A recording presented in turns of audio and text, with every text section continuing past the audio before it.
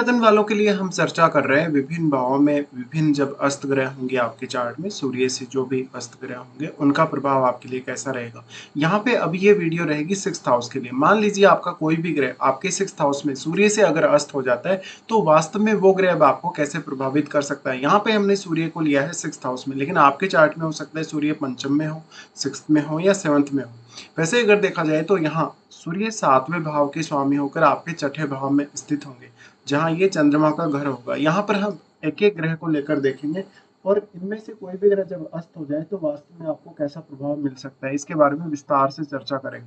सबसे पहले यहाँ लेंगे बृहस्पति को। मान लीजिए कि आपके बृहस्पति अस्त हैं आपके सिक्स्थ हाउस में, तो बृहस्पति यहाँ उच्च की स्थिति में होंगे, साथ में उनको सूर्य का और साथ मिल जाता है। अगर बृहस्पति अस्त हैं तो यहाँ सूर्य अपनी पावर बृहस्पति को प्रोवाइड कर रहे हैं, इसलिए बृहस्पति से संबंधित गुणों में यहाँ काफी ज्यादा वृद्धि हो जाएगी और आपके करियर के लिए ये बहुत ज्यादा बेहतर होगा। इसके साथ साथ आपके लिए बृहस्पति से रिलेटेड चीजें हासिल करना काफी ज्यादा आसान होने वाला है। तो बृहस्पति ज्ञान को रिप्रेजेंट करते हैं, धन को रिप्रेजेंट करते हैं, साथ साथ में बुद्धिमत्ता और विवेक को भी रिप्रेजेंट करते हैं।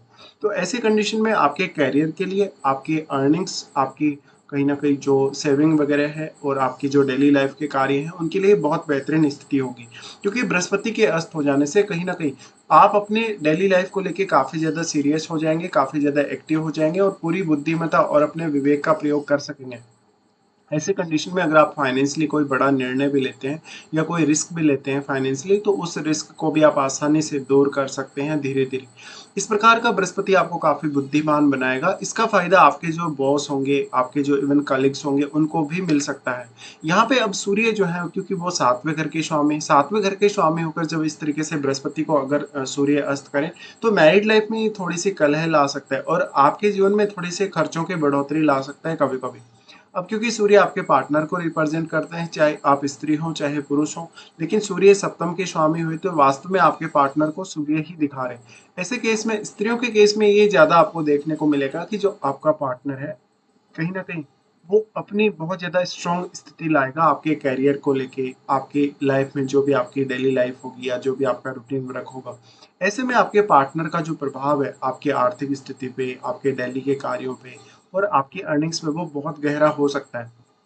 इसके साथ-साथ फिर बृहस्पति आपके चार्ट में स्वामी बनते हैं आपके 11वें भाव के और आपके दूसरे भाव के। तो ऐसे में इन भावों से जुड़े हुए जो भी रिस्क हैं आपकी लाइफ में, उनसे आप इज़िली बच सकेंगे और उनके मामलों में आप बेहतर निर्णय ले सकेंगे। इसके साथ-साथ आपके वर्क प्लेस पे बहुत लोग ऐसे हो सकते हैं जो आपको फॉलो करने वाले होंगे या आपकी एडवाइस को मानने वाले होंगे।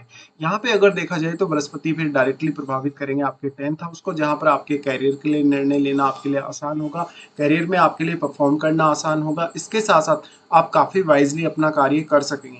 बृहस्पति फिर यहाँ दृष्टि डालते हैं, अगर सूर्य आपके 6th में बैठे हैं तो सूर्य का भी एस्पेक्ट पड़ेगा 12th हाउस पे बृहस्पति के साथ-साथ। ऐसी कंडीशन में फॉरेन टूर की संभावना या फॉरेन से आपको किसी भी प्रकार की अगर अर्निंग होती हो तो वो भी आपको होगी। बृहस्पति फिर यहाँ पर अपने ही भाव को प्रभावित करेंगे, जहाँ वो 2nd हाउस को लेके काफ़ी ज़्यादा आपको प्रोटेक्शन प्रोवाइड करेंगे। और क्योंकि बृहस्पति 11वें घर के वैसे भी स्वामी हैं आपके चार्ट में, तो 11वां घर भी उनका मूल त्रिकोण घर है। ऐसे में दोनों ही भावों को लेके आप उतने ही ज़्यादा अलर्ट रहेंगे और यहाँ जो भी आपके लिए रिस्क बनती है, जहाँ-जहाँ भी आपको समस्या आती है, उन मामलों में आप बेहतर डिसीजन ले सकेंगे। फिर हम लेते हैं यहाँ शनि को। मान लीजिए कि यहाँ शनि अस्त है सूर्य से। अब शनि क्योंकि आपको स्वयं को रिप्रेजेंट करते हैं, अगर शनि अस्त हो जाते हैं तो यहाँ सूर्य की पावर शनि को मिल रही है, इसलिए आपके लिए डेली लाइफ में कार्य करना काफ़ी आसान हो जाएगा। डेली लाइफ को हैंडल करना, मेंटेन करना काफ़ी आसान होगा, लेकिन इससे आपके जो बॉस होंगे, आपके जो कलीग वगैरह होंगे, उनके साथ आपका थोड़ा विवाद या झगड़ा होने की संभावना बनेगी। हालाँकि ये डेली लाइफ के लिए कहीं न कहीं अगर देखा जाए तो अगर शनि मान लीजिए यहाँ अस्त नहीं होते या अकेली कंडीशन में स्थित होते, तो निश्चित तौर पे ही आपको बहुत ही ज़्यादा मेहनत करनी होती है अपनी डेली लाइफ और अपने करियर में। लेकिन अब सूर्य का प्रभाव बढ़ने से कहीं न कहीं आपके लिए मेहनत करना या हार्ड वर्क करना आसान हो जाएगा, आपके लिए कोई भी कॉम्पिटिशन फेस करना आसान हो जाएगा। अब आपको लेकिन ये देखना होगा कि शनि कितने ज़्यादा प्रभावित हो रहे हैं यहाँ सूर्य से। अगर शनि बहुत ही ज़्यादा यहाँ सूर्य से प्रभावित हो रहे हैं, तो इसका मतलब है आपके पार्टनर का योगदान भी इसमें काफ़ी ज़्यादा बढ़ जाएगा। इसलिए इस कंडीशन में हो सकता है आप अपने डेली लाइफ को लेके, रूटीन वर्क को लेके काफ़ी पंक्चुअल हों और काफ़ी ज़्यादा सीरियस हों। तो ये स्थिति भी आपको करियर में काफ़ी ज़्यादा सपोर्ट करती है। लेकिन क्योंकि सूर्य सप्तमेश है, इसलिए इस कंडीशन का जो असर है वो आपकी मैरिड लाइफ पर थोड़ा नेगेटिव पड़ता है। हालाँकि ये ज़रूर है कि आपके पार्टनर के आने के बाद आपके करियर के रिगार्डिंग आप ज़्यादा सीरियस हो जाएँगे कहीं न कहीं मैरिड लाइफ की तुलना में। फिर शनि आपके चार्ट में 12वें घर के स्वामी बनते हैं।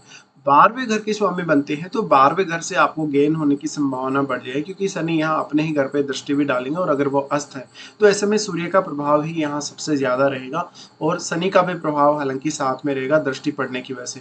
ऐसे में 12वें घर के प्रति भी आपकी जो जिम्मेदारियां बनती हैं, आप हो सकता है कितने ज़्यादा अलर्ट हो सकते हैं 12th हाउस को लेके, उतने ज़्यादा अलर्ट रहेंगे। ऐसे में आप गलत डिसीजन लेने से बच सकेंगे, अपने कुछ खर्चों को मेंटेन करके चल सकेंगे। उसके बाद हम यहाँ पर लेते हैं मंगल को। मान लीजिए कि आपके मंगल अस्त हैं आपके 6th हाउस में, तो मंगल के लिए यहाँ काफी डिफरेंट स्थिति बन जाएगी, क्योंकि मंगल एक तरफ यहाँ नीच की स्थिति में आ जाएंगे, दूसरी तरफ अगर देखा जाए तो मंगल आपके चार्ट में तीसरे घर के स्वामी और 10th हाउस के स्वामी हैं। ऐसी कंडीशन में आपका या तो जॉब में लगातार बदलाव आता रहेगा, आपके बॉस या आपके कलीग के साथ आपका लगातार झगड़ा वगैरह होता रहेगा, यानी कोई ना कोई समस्या आपकी डेली लाइफ में लगी ही रहेगी। अब अगर मंगल अस्त हो जाते हैं तो इस केस में इस बात की बहुत हद तक संभावना है कि आपकी जो डेली लाइफ होगी वो बहुत ज़्यादा पंक्चुअल नहीं होगी। हो सकता है कि आप अपना जिद्दीपन उसमें चलाएं, हो सकता है कि आप ऑफिस में समय पर नहीं जा रहे, या आपके अंदर एग्रेशन बहुत ज़्यादा होने की वजह से हर किसी के साथ आप झगड़ा कर रहे हैं, विवाद कर रहे हैं, तो यहाँ कुछ हद तक लिटिगेशन की संभावना या वाद विवाद की संभावना बढ़ जाती है। अब क्योंकि सूर्य यहाँ अपनी एनर्जी मंगल को प्रोवाइड कर रहे हैं और मंगल यहाँ नीच की स्थिति में है, ऐसे में निश्चित तौर पे ही मंगल और ज्यादा आक्रामक आपको बना देंगे। लेकिन यहाँ पर ये आपको फायदा जरूर मिलेगा कि आप कैरियर में जो कुछ करना चाहें वास्तव में, या कैरियर के लिए जितना तेजी से आगे बढ़ना चाहें वो आप कर सकेंगे, लेकिन इसके लिए आपको आपसी संबंधों पर भी काफी ज्यादा ध्यान देना होगा। अब क्योंकि मंगल यहाँ पे स्वामी है 3rd हाउस के, तो 3rd हाउस और 10th हाउस को इससे बहुत ज्यादा बल मिलेगा, लेकिन जो बल मिलेगा, जो एनर्जी मिलेगी वो काफी ज्यादा होने की वजह से आपको उस एनर्जी को मेंटेन करना आसान नहीं रहेगा। अब मंगल क्योंकि तीसरे घर के स्वामी है, तो आपकी योग्यता और आपके सेल्फ एफर्ट में काफी वृद्धि होगी इससे, और आपके लिए सेल्फ एफर्ट करना आसान हो जाएगा।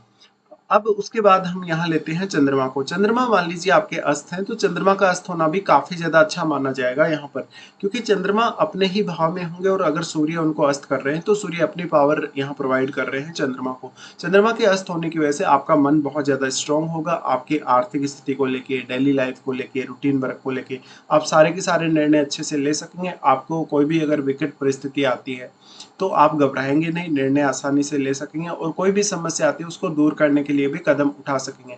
यहाँ पे सूर्य सप्तमेश है, सूर्य सप्तमेश होने की वजह से अब मैरिज होने के पश्चात आपके पार्टनर का रोल भी आपकी लाइफ में उतना ही ज्यादा अहम हो जाएगा और आप अपने पार्टनर को भी उतनी ही ज्यादा प्रायोरिटी देने वाले होंगे।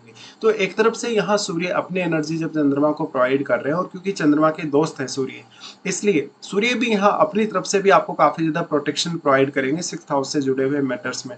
इसलिए आप मानसिक तौर पे बहुत ज्यादा स्ट्रांग होंगे। इसका डायरेक्टली जो फायदा होगा आपको वो 12वें भाव से संबंधित कार्यों में भी होगा, क्योंकि अगर मान लीजिए आपकी सूर्य हो सकता है आपके 6th हाउस में ही स्थित हो, तो फिर चंद्रमा और सूर्य दोनों का ही प्रभाव आपके 12th हाउस में भी रहेगा। ऐसी कंडीशन में जो 12th हाउस से रिलेटेड हो सकता है आपसे कोई गलत निर्णय हो रहा हो, या आपको कोई ऐसी समस्या आ रही हो, परेशानी आ रही हो 12th हाउस से रिलेटेड जिसको आप आसानी से हैंडल नहीं कर सकते हो, ऐसे में यहाँ आपको सूर्य का जो एफर्ट है या सूर्य का जो कहीं ना कहीं प्रभाव है वो मिल जाएगा। सूर्य का प्रभाव यहाँ मिलने की वजह से सूर्य यहाँ चंद्रमा को काफी ज्यादा स्ट्रॉन्ग बना रहे हैं और चंद्रमा को और ज्यादा एफर्ट करने के लिए प्रेरित कर रहे हैं। ऐसे में मानसिक तौर पे आप अपने आप को कितना ज्यादा स्ट्रॉन्ग दिखाते हैं, कितना ज्यादा तरोताजा दिखाते हैं, ये बहुत महत्वपूर्ण होगा। अब लेकिन इससे आपकी डेली लाइफ में थोड़ा सा पार्टनर के साथ जो कॉन्फ्लिक्ट है वो बढ़ सकता है, लेकिन पार्टनर भी आपके लिए उतना ही सपोर्टिव होगा कभी कभी। हाँ, आपको इतना फायदा जरूर होगा कि चंद्रमा अगर अस्त है तो इससे आपका जो इमोशनली जो बैलेंस है वो जरूर बनेगा और आप मानसिक तौर पे काफी तरोताजा महसूस करेंगे और काफी स्ट्रांग भी महसूस करेंगे। उसके बाद हम यहाँ लेते हैं शुक्र को। मान लीजिए कि आपके शुक्र अस्त हो जाते हैं आपके 6ठे भाव में, तो शुक्र का अस्त होना आपके लिए बहुत ज्यादा खर्चे लाएगा। भौतिक सुख सुविधाओं के मामले में ये बहुत अच्छी स्थिति रहेगी, लेकिन मैरिड लाइफ को लेके ये उतनी बेहतर स्थिति नहीं मानी जा सकती। इसके साथ साथ क्योंकि सूर्य यहाँ पे प्रभावित कर रहे हैं शुक्र को, तो आपके लिए शुक्र से रिलेटेड चीजें पाना आसान जरूर होगा। बट सूर्य क्योंकि आपके पार्टनर को रिप्रेजेंट कर रहे हैं, इसलिए कुछ हद तक आपके पार्टनर का रोल भी होगा शुक्र से रिलेटेड चीजें हासिल करने के लिए आपकी लाइफ में। इसलिए आप यहाँ पार्टनर के साथ जितना ज्यादा एडजस्ट कर सके उतना बेहतर होगा, तो आपकी मैरिड लाइफ में भी फिर समस्याएं कम हो सकती हैं। शुक्र यहाँ पे है, तो अब देखा जाए तो शुक्र आपके चार्ट में 4th लॉर्ड है। 4th हाउस के प्रति आपके खर्चों के बढ़ने की बहुत ज्यादा संभावना है। यहाँ पे आपका लक भी बहुत ज्यादा साथ दे सकता है आपकी डेली लाइफ और आपके खर्चों के मामले में, क्योंकि शुक्र यहाँ 9वें घर के भी स्वामी है। ऐसे में आपका कोई फॉरेन से कनेक्शन हो, और आप में बहुत ही ज़्यादा क्रिएटिविटी हो, बहुत ही ज़्यादा ऐसे क्रिएटिव स्किल्स आप में हो, जिसका प्रयोग आप अपनी डेली लाइफ या अपने करियर में कर सकें, तो वो और भी ज़्यादा बेहतर रह सकता है। लेकिन यहाँ पर थोड़ा-सा आपको पैसे को लेके समस्याएँ भी आएँगी शुरुआत में, और समस्याओं के कारण आप कभी-कभी उतना ज़्यादा सेविंग्स नहीं कर सकेंगे। उसके बाद हम लेते हैं बुध को। मान लीजिए कि आपके बुध अस्त हैं आपके 6th हाउस में, तो बुध आपके चार्ट में 5वें घर के स्वामी बनते हैं और 8वें घर के स्वामी बनते हैं। तो इन दोनों भावों से संबंधित कोई भी निर्णय लेने या इन दोनों ही भावों से संबंधित कोई भी क्रिएटिव वर्क करने के लिए आपको काफ़ी फ़ायदा मिल जाएगा। बुध के अस्त हो जाने से बुध को यहाँ सूर्य की पावर मिल रही है। ये पार्टनर के साथ कभी-कभी आपके बहुत मतभेद करवा सकता है या तर्क-वितर्क करवा सकता है, क्योंकि सूर्य सप्तमेश है। ऐसे में 6th हाउस में दोनों का आना हो सकता है कि आपका किसी की तरफ बहुत ज़्यादा प्रेम हो या किसी के प्रति आपका अट्रैक्शन बहुत ज़्यादा हो, लेकिन मान लीजिए आपने उसी से मैरिज किया और मैरिज होने के बाद उसी से आपके कॉन्फ्लिक्ट शुरू हो गए। ऐसी कंडीशन में थोड़ा-सा पार्टनर के साथ आपको वाद-विवाद करने से, तर्क-वितर्क करने से ज़रूर बचना चाहिए। लेकिन बुध का अस्त हो जाना आपकी डेली लाइफ को मेंटेन करने या डेली लाइफ में कोई भी प्रकार का डिसीजन लेने के लिए बहुत ज़्यादा अच्छी स्थिति होगी। बुध के अस्त हो जाने से ये आपके लिए कहीं न कहीं टैलेंट के मामले में बहुत अच्छा रहेगा, जिससे आप अष्टम भाव से संबंधित भी अगर कोई निर्णय ले रहे हैं या कोई भी काम कर रहे हैं, तो आसानी से डिसीजन ले सकेंगे और आप काफ़ी ज़्यादा पंक्चुअल होंगे, काफ़ी ज़्यादा चीज़ों को मेंटेन करके चलेंगे और हमेशा लॉजिकल रहेंगे। ऐसी कंडीशन में आप अपने करियर में और भी ज़्यादा बेहतर कर सकते हैं, यहाँ बुध के अस्त हो जाने से। तो इस प्रकार के कुछ इफ़ेक्ट्स आपको देखने को मिलेंगे, जब भी इनमें से आपका कोई भी ग्रह अस्त होता है आपके 6th हाउस में।